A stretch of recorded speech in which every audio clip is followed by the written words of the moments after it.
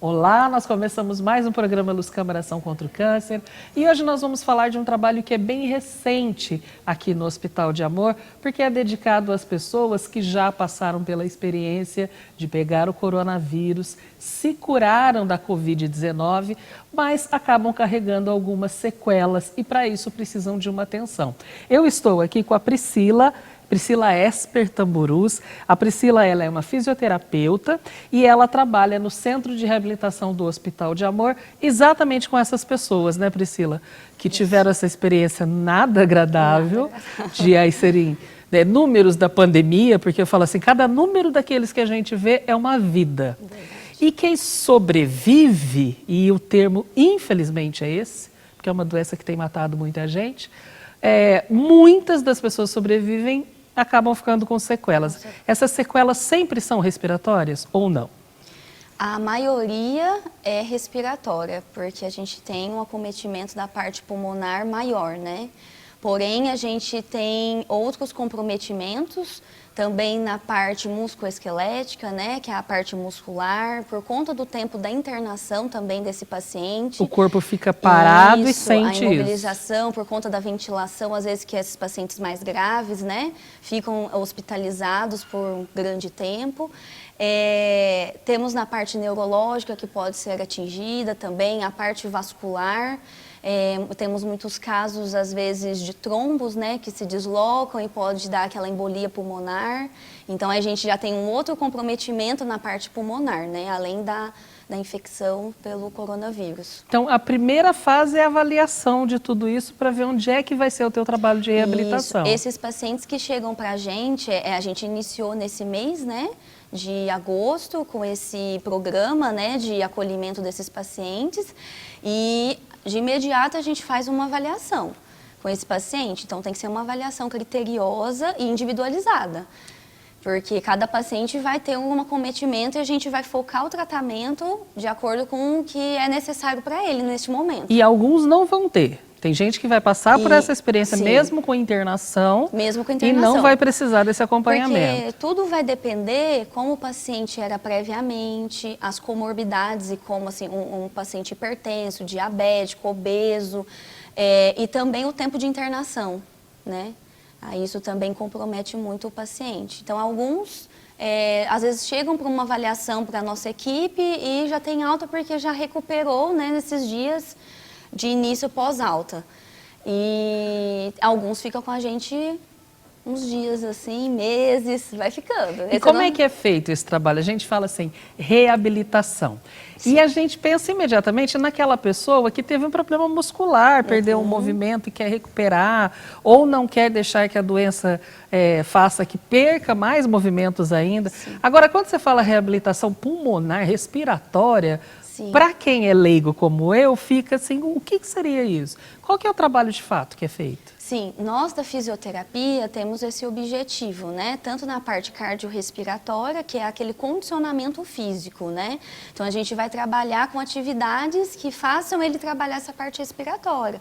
Então a gente tem, por exemplo, a bicicleta ergométrica, temos uma esteira, trabalhando por alguns minutos esse condicionamento. E temos atividades que sejam ativas, né? Aí o que a gente entra também é a parte de força muscular. A gente tem que trabalhar com atividades que tenham resistência para trabalhar esse músculo. Às vezes chegam pacientes para a gente que eram ativos e agora são acamados, não conseguem se mobilizar, né, sozinho, precisam da ajuda de um profissional em casa da família.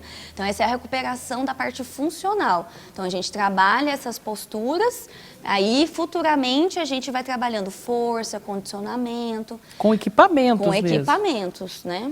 Com equipamentos, até mesmo as posturas, o paciente já vai trabalhando melhor, né? Agora você disse assim, pessoas que não eram e ficam acamadas. Sim. Isso é por um período?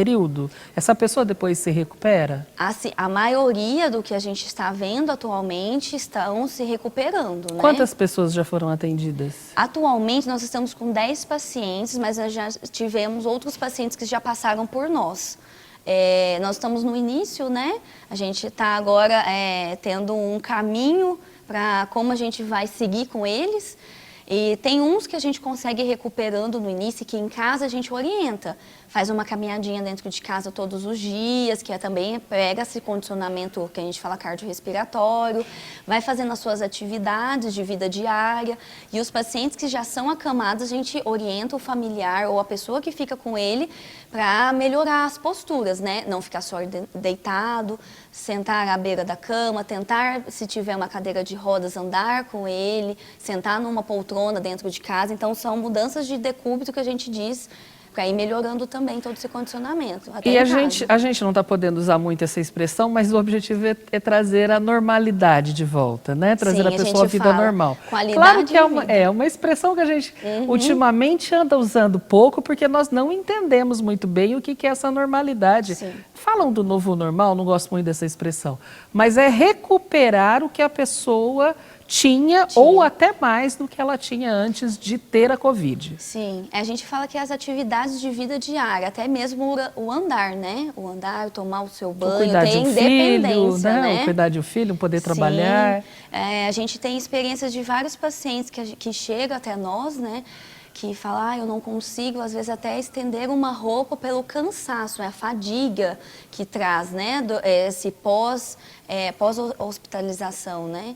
Então, aquele cansaço, tanto a parte respiratória, que cansa, né, o corpo, alguma dor que adquiriu com essa internação. Então, isso a gente vai recuperando aos poucos. Agora, o setor de reabilitação do Hospital de Amor, que existe já há um bom tempo, esse trabalho é recente, mas o setor já existe, e ele é um setor extremamente estruturado. Nós já fizemos aqui no programa algumas visitas lá, inclusive, mostrando equipamentos de última geração.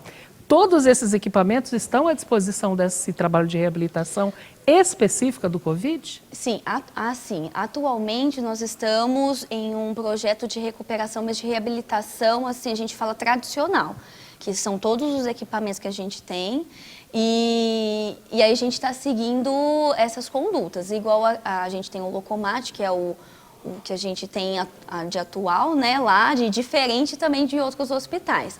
Mas atualmente a gente não está tendo esse contato ainda com o aparelho por conta de higienização e tudo mais. Mas a gente está seguindo esse mês com esses exercícios que a gente está fazendo e vamos ver futuramente como a gente vai seguir com eles, né?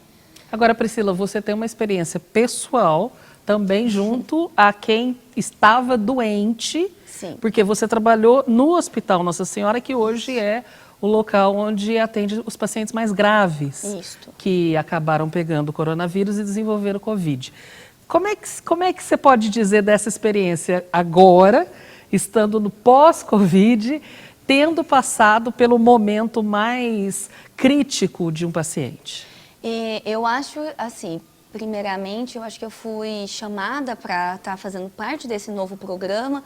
Eu acho que é por conta mesmo da experiência que a gente tem, porque é uma pandemia, uma doença nova, sintomas diferentes para esses pacientes, né? Então, diferentes de uma pessoa para outra. De uma pessoa para outra. A gente ouve os mais diferentes relatos mesmo, né? Sim. E aí a gente ter esse contato, né, com os pacientes desde a internação, do tratamento deles dentro da parte hospitalar e agora vendo eles, né, depois que saíram do hospital, é uma riqueza muito grande, né? E a gente leva essa experiência para o atendimento de agora, né? Então você acredita que tem te ajudado muito na hora de determinar quais são Para determinar, porque a gente sabe que lá dentro um paciente que ficou em ventilação e o que não ficou, vai ter uma diferença para a gente tratar esse paciente, até mesmo nos sintomas deles. Eu não quero parecer muito invasiva, mas o nosso programa é todo humano. A gente está falando com pessoas. Claro que você é uma profissional, tem a sua formação profissional, mas você é uma pessoa. E não querendo ser e já sendo invasiva, eu sei que você pegou o coronavírus e desenvolveu o Covid. Como é que foi para você? Porque a gente tem muita curiosidade de saber das experiências pessoais. Pelo tempo que eu já estou em contato, né, com o coronavírus, eu assim, nunca imaginei que os sintomas que eu tinha iniciado seria. Eu pensava que eu seria uma paciente que foi assintomática, eu já tinha pegado. que eu não ia Porque sentir você nada. sempre esteve ali no que a gente chama de Sim. linha de frente, né? E eu pensei assim, eu já peguei, fiquei assintomática, mas quando eu comecei a sentir alguns sintomas que são característicos realmente, né, do Covid, a gente fica meio assustada, porém assim, não acreditando ainda que seria. Mas na hora que você tem o resultado, né, positivo, a gente dá assim uma Teve assustada. medo? Você teve medo? Assim, nos primeiros dias, com sintomas mais leves e tudo mais, eu fiquei mais serena.